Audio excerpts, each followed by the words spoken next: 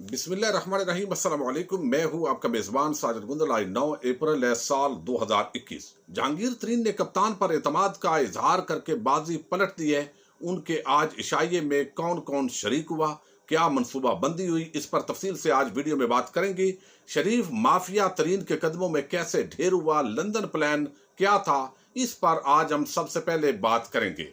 ARY के बड़े एक जबरदस्त रिपोर्टर है अब्दुल कादर, उन्होंने एक स्टोरी ब्रेक की है, वो मैं आपके सामने रखता हूं कि जब जहांगीर तरीन 5 जून 2020 को लंदन गए थे और शुगर का स्कैंडल उनका उस टाइम सामने आ चुका था। अपोजिशन जमातों की तरफ से शोर शराबा किया जा रहा था कि नवाज शरीफ ने अपने करीबी साथी को भगा दिया है, लेकिन उस वक्त भी जहांगीर तरीन ने दावा किया था कि वो वापस आएंगे, लेकिन वो इलाज मुआलजे के सिलसिले में जा रहे हैं और अपने जो केसेस हैं उनको वो फेस करेंगे। इस दौरान उन्होंने बताया कि जहांगीर तरीन से शरीफ माफिया ने लंदन में राब्ता करने की कोशिश की, और ये राब्ता करने वाला कोई और नहीं था, नवाज शरीफ का बेटा जो अरशद मलिक और दीगर से भी डील करने की कोशिश करता रहा, हुसैन नवाज। उसने बराह रास्त पैगाम भेजा कि नवाज शरीफ अगर आप मुमकिन हो तो मुलाकात करना चाहते हैं, और उनके ज़हन में यह था कि किसी तरीके से मुलाकात तय हो और जहांगीर तरीन के साथ मामलात सेटल किए जाएं और शरीफ माफिया अपने केसेस के मामलात के अंदर जहांगीर तरीन को इस्तेमाल कर सके, और साथ ही जो है वो इस दौरान जहांगीर तरीन जो है वो एक अच्छी पावर है और पंजाब के अंदर मुमकिन तब्दीली लाई जा सके। लेकिन जहांगीर तरीन ने उनसे मिलने से इनकार कर दिया। इस दौरान शरीफ माफिया का एक पुराना वतीरा है, उन्होंने अपने वफादार सहाफियों के जरिए एक खबर ब्रेक करवाई, और वो ये थी कि जहांगीर तरीन ने मिलने की कोशिश की है, लेकिन जो नवाज शरीफ है उन्होंने मिलने से इनकार कर दिया है। इसके साथ ही बताया गया कि अब जो पीपल्स पार्टी है उन्होंने भी राब्ते किए। पाकिस्तान के अंदर जब जहांगीर तरीन पहुंचे तो शहबाज शरीफ ने भी अपने करीबी 2 लोग उनके पास भेजे, कोशिश की कि मामला सेटल हों और पंजाब के अंदर तब्दीली लाई जा सके, लेकिन जहांगीर तरीन ने कहा कि मैं इमरान खान के साथ बेवफाई नहीं कर सकता। अब सेनेट इंतखाबात के अंदर पीपल्स पार्टी ने कोशिश की, लेकिन वो नाकाम रहे, और इसके साथ ही उन्होंने पार्टी के अंदर आसिफ अली जरदारी ने अपने चंद लोगों को भेजा और कहा कि आप पीपल्स पार्टी में शामिल हो जाएं, लेकिन जहांगीर तरीन ने कहा कि मैं उम्र के उस हिस्से के अंदर हूं कि अब मैं किसी और पार्टी की तरफ नहीं जाना चाहता, और इमरान खान के साथ जो मेरे ताल्लुकात खराब हैं उसका मुझे बड़ा अफसोस है। लेकिन साथ ही अब्दुल कादर बताते हैं कि मैंने जब किसी बावसूख आदमी से पूछा जो एक बड़ा ऑथेंटिक है कि क्या वजह है कि इमरान खान और जहांगीर तरीन के दरमियान मामलात क्यों इतने ज्यादा खराब हुए कि जैसे no return, point of no return तक पहुंच गए, तो उनका ये कहना था उनके सोर्स का कि जनाब उन्होंने मनी लॉन्ड्रिंग बहुत ज्यादा की है, और प्राइम मिनिस्टर इमरान खान इस मामले पर तप गए कि आप इतने मेरे करीबी बंदे होकर जब इस तरह मनी लॉन्ड्रिंग करेंगे तो फिर मैं क्या आपके हवाले से राय रखूं। तो मुल्क और कौम के मफाद की खातर जहांगीर तरीन के साथ कप्तान के मामलात जो है वो खराब हुए हैं। अब हम आते हैं आज के मामले पर। गुज़श्ता आपको इल्म है 2 दिन पहले जब जहांगीर तरीन की अदालत के अंदर पेशी हुई तो उस वक्त भी चंद लोगों को नाश्ते में बुलाया गया और वो शरीक हुए, जहांगीर तरीन के साथ उन्होंने इदारे यकजहती किया। अब जो 10 अप्रैल है फिर जहांगीर तरीन ने पेश होना है, तो इस मामले पर आज एक इशाये का एहतमाम किया गया, और इस इशाये के अंदर सबसे पहले तो हम देखते हैं कि कौन कौन शरीक हुए। 29 के करीब जो मेंबरान कौमी असम्बली और सूबाई असम्बली, सूबाई वज़रा, मुशीर, मुआविनीन, वो इसके अंदर शरीक हुए हैं। और इस मामले के अंदर जो लोग शरीक हुए हैं वो कौन कौन से हैं? इनमें 8 अरकान कौमी असम्बली, 2 सूबाई वज़रा, 4 सूबाई मुशीरों समेत ये 21 अरकान थे पंजाब असम्बली के।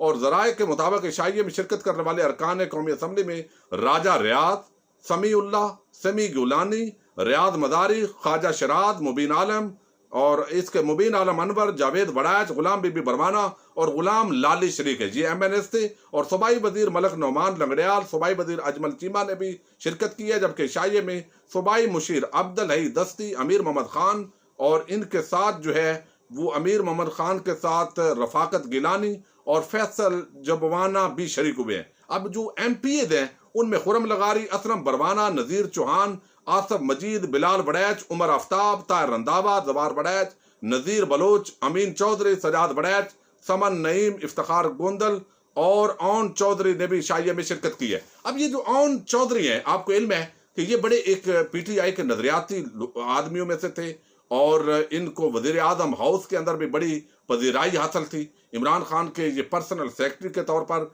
फराइज सर अंजाम देते रहे, लेकिन फिर एक ऐसा वक्त आया कि इनको भी दूर कर दिया गया। मामलात क्या थे, बहरहाल आज ये जहांगीर तरीन के पास पहुंचे तो जहांगीर तरीन की ये जो मीटिंग हुई, इसके अंदर क्या मुशावरत हुई, क्या मनसूबाबंदी, जो अंदरूनी कहानी इस इजलास के सामने आई है, वो मैं आपके सामने रख देता हूँ। एक तो उन्होंने कहा कि हमें इमरान खान की जो लीडरशिप है उस पर हम एतमाद का इजहार करते हैं, लेकिन जो चंद लोग हैं उनके इर्द गिर्द मुशीर, उनका इशारा शहजाद अकबर, डॉक्टर शहबाज गिल और इसी तरह जो उनका सेक्रेटरी है वजीर आजम का आजम खान, उनकी तरफ उनका इशारा है कि वो लोग जो है उनकी मुदाखलत की वजह से जहांगीर तरीन को वजीर आजम से दूर कर दिया गया है। वजीर आजम को इस हवाले से जो बातें की गई हैं वो जायज नहीं है। जहांगीर तरीन कोई अलहदा फॉरवर्ड ब्लॉक नहीं बनाना चाहते और वो बाकायदा पीटीआई का हिस्सा है और हिस्सा रहेंगे और अपनी जो कानूनी जंग है वो उसके अंदर शरीक होंगे।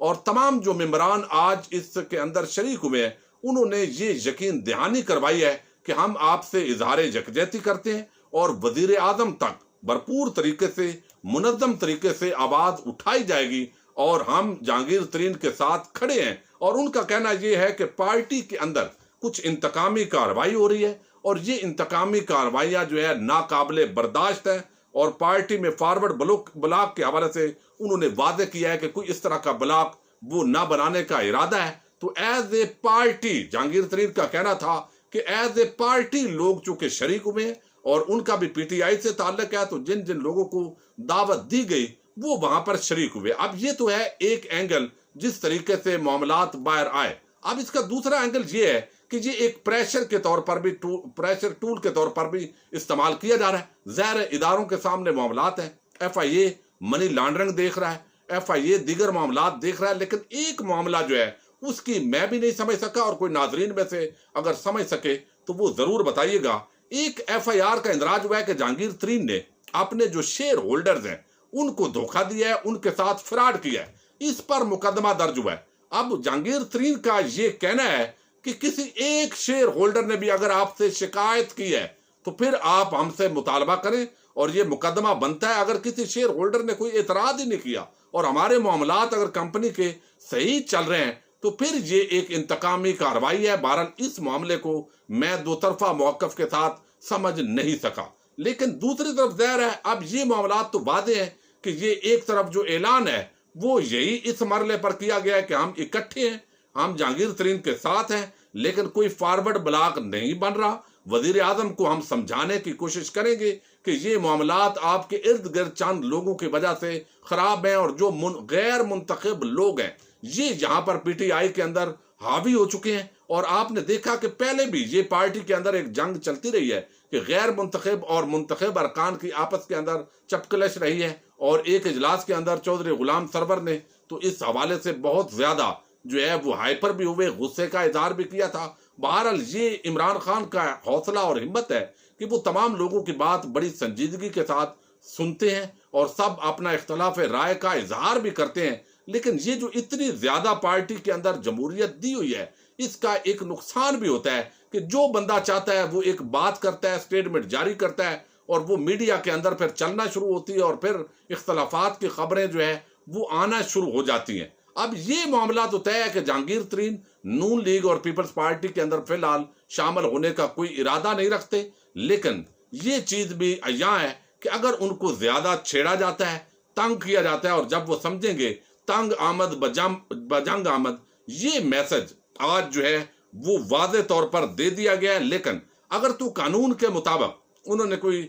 जुर्म किया है तो उसकी सजा उनको मिलनी चाहिए, खा कोई तहरीक इंसाफ का इमरान खान का कितना ही करीबी ना रहा हो उसका एहतसाब होना चाहिए। लेकिन अगर कोई मुकदमात उन पर नाजायज हो रहे हों और कुछ इदारे ब्यूरोक्रेसी इमरान खान और जहांगीर तरीन के जो दरमियान गलत फहमियां पैदा करने की कोशिश कर रहे हूँ या कोई नया खेल जो हमेशा जहां पर खेला जाता रहा है इस तरह का खेल भी हो सकता है। लेकिन वजीर आजम यकीनन इन तमाम मामलात को देखेंगे और एज जो पीटीआई सपोर्टर्स हैं उनका ये कहना है कि हमें बहरहाल जहांगीर तरीन और प्राइम मिनिस्टर इमरान खान के दरमियान जो दूरियां हैं उस पर दुख है, तकलीफ है और इसका इजहार जहांगीर तरीन भी कर चुके हैं। मैं समझता हूं कि अब उनको इस तरह के इजलास नहीं करने चाहिए।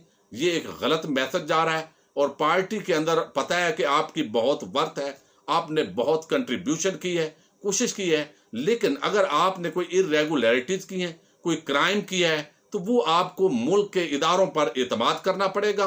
और जैसे आज अब्दुल अलीम खान ने कहा कि मेरे ऊपर भी केसेस बने, लेकिन मैं तो अदालत के सामने फेस करता रहा, इस तरह के जुमलेबाजी नहीं की, इंतकामी कार्रवाई का ताना नहीं दिया।